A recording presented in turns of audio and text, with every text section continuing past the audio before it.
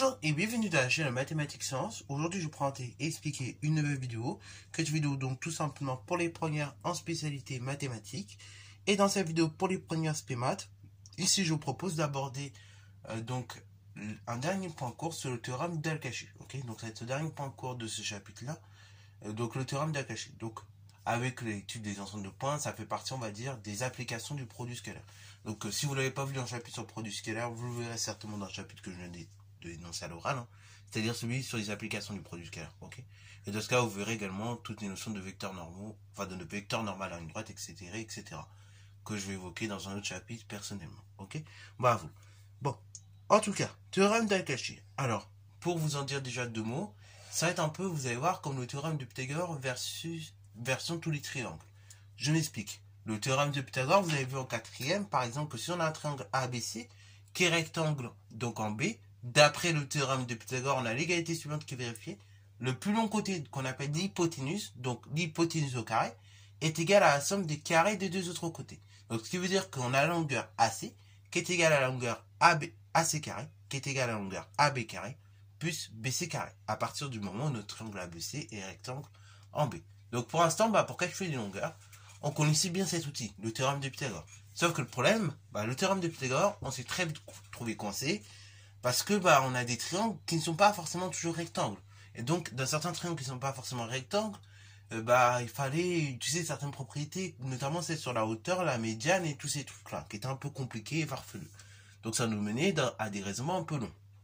Néanmoins, en classe de troisième, il a été vu un autre outil qui permet de lier les longueurs et les angles, qu'on appelle la trigonométrie. La trigonométrie, donc, avait trois formules, hein, sinus, cosinus, tangente, hein, qui sont rappelées à l'écran rapidement. Hein. Donc, je rappelle cosinus d'un angle, c'est tout simplement le côté adjacent à l'angle divisé par l'hypoténuse. Le sinus d'un angle, c'est du coup le côté opposé à l'angle divisé par l'hypoténuse. Et après, donc, la tangente de l'angle, c'est tout simplement donc le côté opposé à l'angle divisé par le côté adjacent à l'angle. Ok. Bon, voilà. Donc, c'était toutes les formules qui ont été vues au niveau de la trigonométrie, et ça nous permettait à la fois de calculer soit un angle ou soit une longueur. Sauf que pareil, ça pouvait devenir vite compliqué. Ok. Là, le théorème d'Al-Kashi, c'est un peu une combinaison des deux. C'est un peu une combinaison, si vous voulez, de la trigonométrie et du théorème de Pythagore, qui lui va s'appliquer à tous les triangles. D'ailleurs, quand on va écrire l'égalité du théorème d'Al-Kashi, vous allez voir, il va y avoir une ressemblance, du moins au début, avec le théorème de Pythagore. Donc, assez parlé, on va faire une petite figure. Donc, un triangle quelconque, hein, on s'en fiche qu'il soit rectangle par rectangle. Hein, le théorème s'applique vraiment partout. Hein. D'ailleurs, petite anecdote, le théorème de Pythagore a été démontré, du moins, donc au niveau de l'Antiquité, moins 400 avant Jésus-Christ, tandis que le théorème d'Al-Kashi, lui, il a été découvert par un mathématicien arabe qui s'appelle Al-Kashi, du coup, contrairement au théorème de Pythagore qui a été, du moins, démontré par un mathématicien grec, donc Pythagore. Okay. Donc le théorème d'Al-Kashi, lui, il a été démontré et découvert par Al-Kashi, hein, qui lui plutôt était un mathématicien d'origine arabe. Ok, bravo. Et ça a été fait vers les années 900, ok, donc à peu près au niveau du Moyen-Âge. Donc c'est le Moyen-Âge en France, on faisait pas beaucoup de découvertes, mais néanmoins c'était pas le Moyen-Âge partout, hein. Puisque Al-Kashi, lui, en 900, il a découvert ce fameux théorème qui nous est encore utile 1100 ans après, ok, bravo. Alors du coup, on va partir d'un triangle ABC, quelconque, hein. Et en fait, ce théorème d'Al-Kashi, il peut s'appliquer vraiment à toutes les longueurs, hein. Vous allez voir. Puisque si par exemple je calcule la longueur BC, l'angle qui va être opposé à cette longueur-là, ça va être l'angle de sommet A, donc l'angle BAC, admettons. Et en fait, d'après le théorème d'Al-Kashi, on va voir la chose suivante.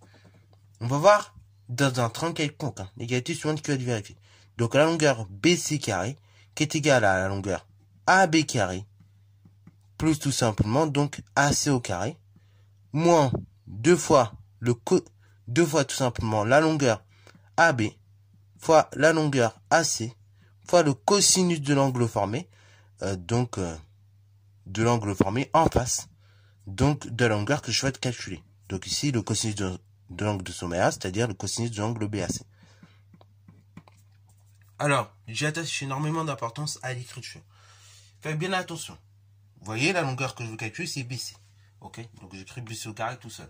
Donc, le cosinus de l'angle que je vais indiquer ici, ça va être le cosinus en fait de l'angle opposé qui est situé en face de mon côté BC. Donc l'angle de sommet A. Et là, son nom, bah, c'est BAC. Faites bien attention, parce qu'il y en a beaucoup, encore une fois, ils se trompent. Donc, il faut faire super attention à l'exercice, à ce petit détail qui peut faire mal, ok? Donc, voilà. Une fois que, qu'on a compris ce petit détail, en général, la formule se retient plutôt bien. Et d'ailleurs, si vous regardez juste le début, hein, et vous voyez, ça ressemble au théorème de Pythagore. BC carré est égal à AB carré plus AC carré. Hein, ça serait le théorème de Pythagore dans le cas où l'angle de sommet A serait tout simplement égal à 90 degrés. Donc, autrement dit, ce serait le théorème de Pythagore dans le cas où notre triangle ABC serait rectangle en A. Ok? Bravo. Mais en fait, pourquoi le théorème de Pythagore est beaucoup plus court, hein, parce qu'on a vu que cosinus d'angle BAC, donc cosinus d'un angle de 90 degrés, ça fait 0 degré. Enfin, ça fait 0, tout simplement. Quand je fais cosinus de 90, c'est 0. Donc, en fait, si je fais 0 fois AC, ça fera 0. Mais, multiplié encore par AB, ça fait toujours 0. Et multiplié par 2, ça fait toujours 0. Donc, en fait, j'aurai BC carré, qui est égal à AB carré plus AC carré, moins 0. Donc, en fait, c'est pour ça que le théorème de Pythagore est beaucoup plus court que celui d'Al-Kashi. Et en général, celui de Pythagore est beaucoup mieux retenu parce que il y a que 3 choses, hein. Il n'y a que 3 éléments. Et il est plus célèbre que celui d'Al-Kashi parce que celui d'Al-Kashi, vous pouvez voir que il est plus compliqué. Ok? D'ailleurs, ceux qui ne font pas SPMath, malheureusement, je vous le dis tout de suite, vous ne connaîtrez pas ce théorème. Vous connaîtrez, vous, la loi des sinus en enseignement scientifique, on en reparlera en janvier ou en février. Mais vous ne connaîtrez pas ce théorème d'Al-Kashi. Ok? Alors, exemple d'application tout de suite. Alors, au niveau de ce théorème, ça va pas être très compliqué. On va nous demander souvent 2 choses. On va vous demander de calculer une longueur, ou bien de calculer un angle, ok? En passant bien évidemment par son cosinus. Donc, voilà, souvent c'est les 2 seules applications qu'on va vous demander de ce théorème. On va rarement demander de grosses manipulations sur la formule, hein, puisque vous voyez, la formule est un peu compliquée. Donc, soit on vous demandera directement de calculer la longueur, hein, donc de façon très simple, ou soit il y aura une petite manipulation à faire pour avoir le cosinus et donc la mesure de l'angle associée. Donc, admettons, on est dans un triangle ABC, hein, tel que, donc là, ça va être vraiment une application directe, tel que la longueur AB égale 5, la longueur AC égale 4, et tout simplement l'angle BAC est égal donc à la chose suivante, 30 degrés. Ok? Voilà. Donc, on est dans ce triangle-là en question. La question est justement de calculer la 3e longueur, hein, donc de calculer la longueur BC. Donc, on demande de calculer la longueur BC. Comment je vais me débrouiller pour calculer cette longueur BC? À nouveau, je vais utiliser le fameux théorème d'Al-Kashi. Ok? Donc, pour utiliser ce théorème d'Al-Kashi, comment je vais me prendre? Je vais d'abord rappeler la formule. Ok? Mais avant de même d'aller trop vite, ce que je vous propose toujours, vous voyez, on a du texte. Moi, j'aime pas de texte, donc on va faire une figure mal B. Ok? Donc, je construis rapidement un triangle ABC. Bon, ça ressemble à rien, mais c'est pas grave, hein. Le but, c'est vraiment de voir les choses. Donc, un triangle ABC, tel que AB, on a dit 5.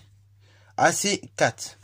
Et l'angle BAC, donc BAC, c'est égal tout simplement à 30 degrés. Ce que je recherche, la longueur BC qui est juste en face. Bon, du coup, je recherche la longueur BC qui est juste en face. Je connais l'angle en face de la longueur que je recherche. Donc, c'est exactement cette formule que je vais utiliser. Ok? Donc, on va la réécrire. Hein. Voilà, vous. Alors, du coup, c'est parti mon kiki. Donc, on va calculer la longueur BC. Ok? Bravo. Donc, comment je vais m'y prendre? Tout simplement, je vais, comme je l'ai dit, utiliser la formule suivante. Donc, BC carré est égal à AB carré plus AC carré moins 2 fois la longueur AB fois la longueur AC fois le cosinus de l'angle BAC. Bon, à partir du moment où j'ai posé la formule, après, il suffit juste de remplacer. Donc, ça fait BC carré est égal à la longueur AB au carré. Donc, AB carré, c'est 5 au carré. Plus la longueur AC au carré. Donc, 4 au carré. Moins 2 fois la longueur AB. Donc, 2 fois 5 multiplié par la longueur AC multiplié par 4. Fois le cosinus de l'angle BAC. Donc, 30 degrés. Pas cos de l'angle de 30 degrés. Ok? Bravo. Or, si j'effectue le cosinus de 30, j'obtiens la chose suivante. Racine de 3 sur 2. Donc, or cosinus de 30, c'est racine de 3 sur 2. Hein. Donc, ainsi on a la chose suivante. BC carré est égal, en fait, 5 au carré 25, plus 4 au carré 16, moins 2 fois 5 fois 4 fois racine de 3 sur 2. Donc, BC carré est égal à la chose suivante. 25 et 16, ça fait tout simplement 41, moins 2 fois 5 fois 4. 5 fois 4, ça fait 20. Fois 2, ça fait 40. Multiplie par racine de 3 divisé par 2. Ok? 40 divisé par 2, bah, ça fait 20, en fait. Donc, ça nous fait la chose suivante. Donc là, je vais écrire ça à côté. Ça nous fait donc BC carré est égal à 41 moins 20 racine de 3. Ok? Bah, voilà. Et donc, on en arrive là pour BC au carré. Ok? Bah, voilà. Bon, maintenant, moi, je veux baisser. Bah, tout simplement, je fais racine de tout le nombre que j'ai trouvé. Donc, ça fait racine carrée de 41 moins 20 racine de 3. Alors, 20, voilà, racine. Là, comme c'est, bah, vous me laissez comme ça. Hein. Ça sert à rien de décomposer. Enfin, on pourrait décomposer plus. Hein. Là, 20, bah, c'est 5 multiplié par 4, on pourrait se dire. Et 4, bah, c'est tout simplement 2 au carré. Donc, ça ferait racine carrée, bah, de 2 au carré. Ok? Bon, ça donnerait quelque chose de très compliqué. Donc, on va pas spécialement aller plus loin que ça. Ok? Bravo. On va pas faire apparaître plus de choses que l'on a. En général, avec le théorème de la question, on va plutôt préférer après avoir une valeur approchée. Donc, on va retaper ce calcul et comme ça, on va déterminer une valeur approchée de celui-ci. Ok? Donc, je vais vous donner le résultat dans quelques secondes. Et donc là, quand on effectue le calcul, alors je vais donner une valeur approchée au dixième, ce qui est déjà pas mal. Donc, quand on effectue le calcul, on obtient BC égale environ 2,5. Ok? Bravo. Donc, c'est tout pour cette vidéo-là. Donc, j'espère que t'as plu. Hein, voilà, voilà. Donc, encore une fois, ne vous inquiétez pas, il y aura une autre vidéo d'exercice pour s'entraîner là-dessus, pour vraiment bien manipuler le théorème de Cauchy. Et après, avant d'attaquer le troisième chapitre de géométrie, qui est en fait le dernier, et bah, enfin, le troisième chapitre dernier, qui est le dernier chapitre de géométrie, je vais y arriver. Et bah, donc, tout simplement, il y aura un exercice type DS sur le théorème de Cauchy et le produit scalaire. Ok? Waouh. Donc, sur ce, c'est la fin de cette vidéo. J'espère qu'elle t'a plu. Comme d'habitude, c'est le cas. N'hésite pas à la liker, commenter et balancer toi en mathématiques et en sciences.